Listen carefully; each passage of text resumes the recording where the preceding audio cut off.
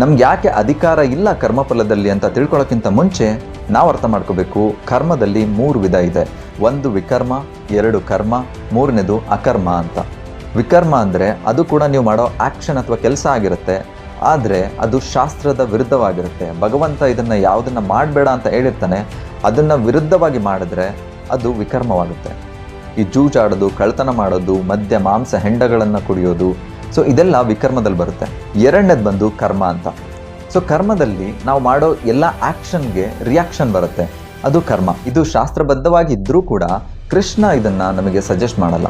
ಯಾಕಂದರೆ ಈ ಕರ್ಮವನ್ನು ಮಾಡಿದಾಗ ಪುಣ್ಯ ಅಥವಾ ಪಾಪ ಅನ್ನೋ ರಿಸಲ್ಟ್ ಬರುತ್ತೆ.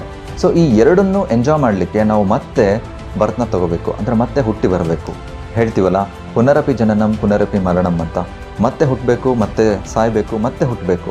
ಸೊ ಈ ಜನನ ಮರಣಗಳ ಚಕ್ರದಿಂದ ದೂರ ಮಾಡಲಿಕ್ಕೆ ಯಾವಾಗಲೂ ಭಗವಂತ ಹಾತೊರಿತಾ ಇರ್ತಾನೆ ನಮ್ಮನ್ನು.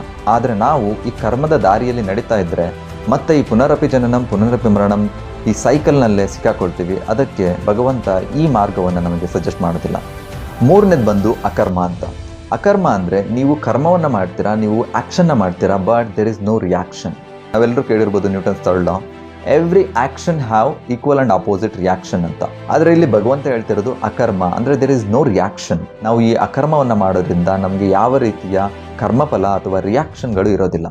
ಈ ಅಕರ್ಮವನ್ನು ಮಾಡೋದಾದರೂ ಹೇಗೆ ಅಂತ ಅಂದರೆ,